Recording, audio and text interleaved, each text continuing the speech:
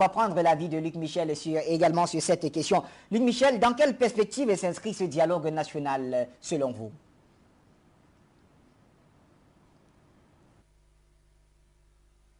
Bachir, le processus du dialogue national et tout le processus de démocratisation qui l'a précédé depuis plus d'une décennie en Guinée équatoriale, c'est la rencontre d'un homme d'État, le président Biagnema Bassogo, et d'une situation que moi j'appelle pas seulement d'émergence, mais de crise dans un pays qui, plus il émerge, plus il fait l'objet d'attaques et plus il fait l'objet de tensions.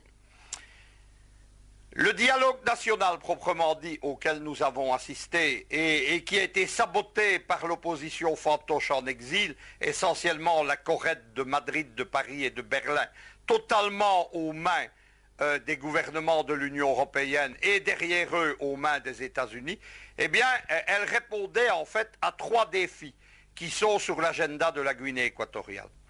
Le premier, il est immédiat, c'est le sommet de la francophonie à Dakar, où la Guinée équatoriale a un candidat, M. Nemfumu, qui veut devenir secrétaire général de la très puissante Organisation internationale de la francophonie. Le pays est attaqué, les attaques classiques, corruption, misère, bien mal acquis, et donc il doit répondre, et il doit répondre en présentant des réalisations dans l'avancement de la démocratisation du pays. Le second défi, c'est en 2016, ce sont les élections générales.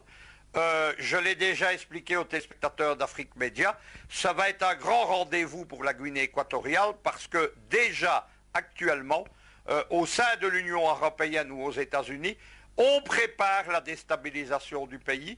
On la prépare en poussant en avant une opposition fantoche, en contestant ces élections, etc. Donc, plus de partis y participeront, plus de partis y seront légalisés, plus le processus sera clair et transparent. Troisième défi, évidemment, c'est le grand défi économique, c'est ce que la Guinée équatoriale appelle l'émergence 2020, que certains comme moi voient beaucoup plus tôt en 2017 ou 2018, et qui évidemment sera le grand défi du pays. Le processus de démocratisation, il a commencé il y a longtemps.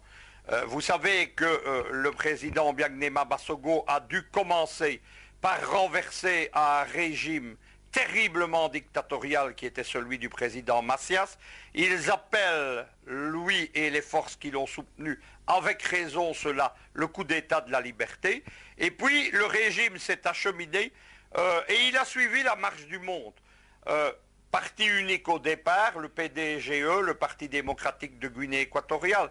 Puis, à partir du moment où les partis uniques doivent disparaître, pas parce qu'ils ont mal fonctionné ou parce qu'ils sont inadaptés, mais parce que leur modèle en Russie s'est effondré avec l'Union soviétique en 1991-92.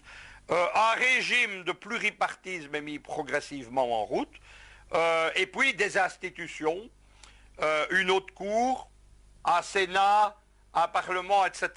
Le tout me fait penser, je suis le seul à faire cette analogie, Bachir, et probablement parce que les journalistes qui commentent l'actualité de Guinée équatoriale ont une très faible culture historique, mais en fait, cela rappelle le processus de démocratisation de la Turquie par le grand Mustafa Kemal Atatürk, qui est aussi parti d'un régime de 100 partis, puis d'un parti unique, et puis qui a amené la vie démocratique que nous connaissons, jusqu'à voir arriver Atatürk disparu au pouvoir, précisément ces islamistes dont le but des institutions turques était qu'ils ne puissent pas émerger, mais ça c'est une autre histoire.